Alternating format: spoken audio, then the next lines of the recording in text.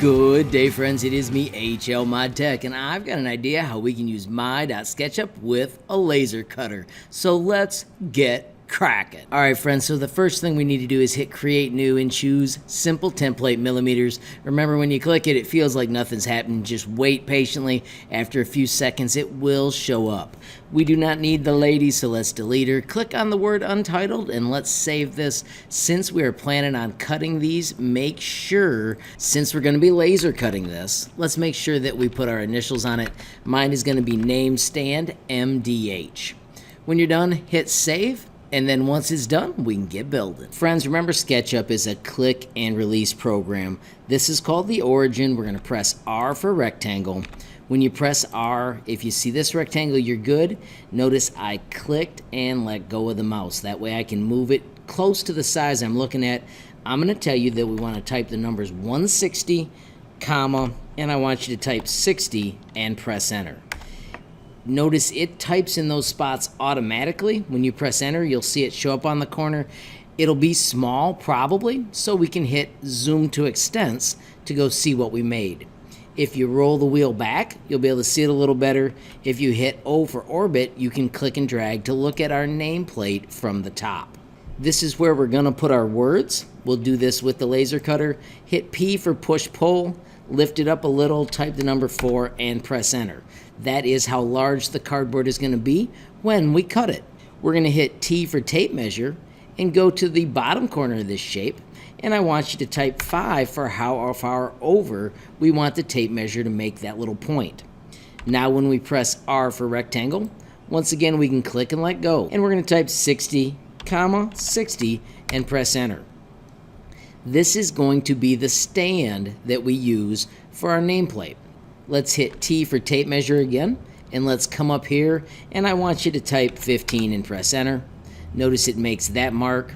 I want you to come to this corner, and I want you to also type 15 and press enter. Let's hit L for line, and let's connect those. Let's do T for tape measure again. This time move up so it shows you the green line, and this time let's type 15 this way. Now that we've got that point, let's hit L for line, reach out here, and connect it along the red axis. All right, friends, with this line in place, I want you to hit T for tape measure, and I want you to find the midpoint of that line. So see how I moved until it turned teal.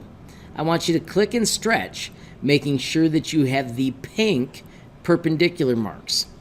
Press the number 4, because that's how thick our cardboard is, and then I want you to press L for line, and we need to draw a line along that shape. The last piece of this is to cut the line across here, perpendicular, so now we have a square place for our cardboard to sit. We are not going to measure the next piece. I just want you to simply come up here and make a line that is perpendicular. Hit E for erase, and let's get rid of some lines here and watch what we made. If we erase all these little guides, you will see we have a cool little area that will hold our cardboard name stand. Let's hit L for line, and let's trim this just so it looks kind of cool. Hit E for erase and get rid of those marks so it just has kind of a snazzy look. The last piece is to hit tape measure, and I want you to measure in 20 this time. Let's hit R for rectangle, stretch it up, and I need you to type 10, comma, 4 and press enter. Notice it makes that rectangle. We're going to hit E for erase and get rid of that chunk. This will be the support that holds it in place. Hit your space bar, double click your shape, P for push pull, and I want you to lift it up 4 millimeters. Notice I let go, type 4, press enter, and now we have got the stand that we're going to use. Space bar, triple click so it grabs it all, right click, and choose make group. We need 2 of these, so let's hit O for orbit, hit T for tape measure, and we want to use the tape measure on the green axis. Notice we don't want any other color, just green. Put your 5 and press enter, and this gives us a point where we can put this shape. I'm going to orbit so I can see the other side. I'm going to do M for move, and I want to grab this very bottom corner. Notice I moved up here, and now I'm going to tap Control, and it's making a copy. If you set it down ahead of time and then come grab this corner, it's real easy to get it to snap to that point. If you're fighting with it, the more you zoom in, the even easier it gets. You do need to make sure that those are on the same level. Notice I'm using O for orbit to double check that. All right, friends, we need to build the support that comes in here. We're going to do this by hitting O for orbit and moving in on this piece and using T for tape measure and making a mark that is 5 millimeters down the line. Let's O for orbit so we can look at it the normal way. Do R for rectangle, and I want you to click and I want you to stretch this guy out.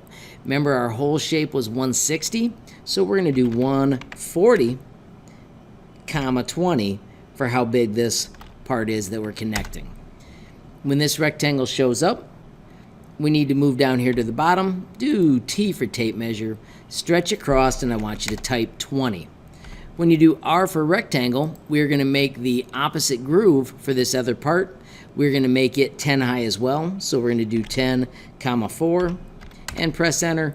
And when we hit E for erase, this will cut out and these parts will connect when we get ready to use them. Let's move to the other side and do the same thing. Type your 20. Do your R for rectangle. Once again, we're going to type 10, comma 4, and press enter. Hit E for erase to get rid of it, P for push-pull, and lift that up 4 millimeters and press enter. Friends, we've just made our parts. We simply need to hit save, and then when it's done, I need you to export them, file export, and do an STL. Friends, whenever you do this, you need to slide up and find your quick access downloads.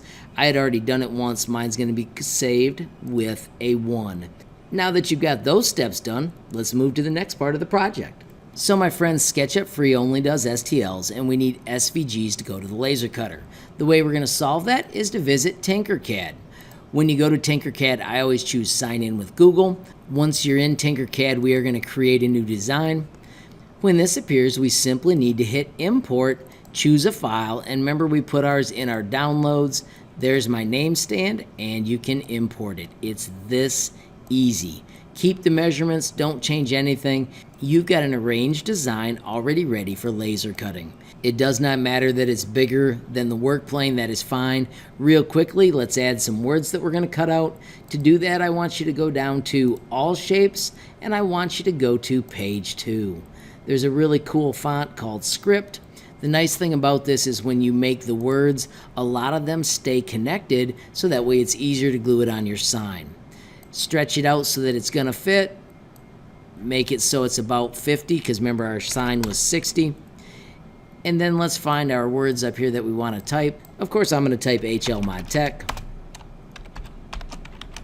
And then once I've got it arranged like that, I'll shrink it down so that it's going to fit. Now, I would have a few letters connected, but I would have some that aren't. The fonts are all fun to play with. Like I said, though, I am going to stick with Script because I like that some of the letters are connected. That makes it a little faster as you're putting yours together. So, friends, with it all arranged, just because it looks prettier, I'm going to set this to size 4 so they all match. And, friends, it's time to send it to the laser cutter. I'm going to change the name to Nameplate MDH. And friends, we simply hit Export, SVG, and then I need you to find the STL folder. It'll be on your quick access, and once you do that, you can save it, and you're ready to take it to the laser cutter, and I'll show you how to cut it. So my friends, there you have it. That's how you can make a sweet design in SketchUp, which has the awesome tape measure, rectangle, and angle tools.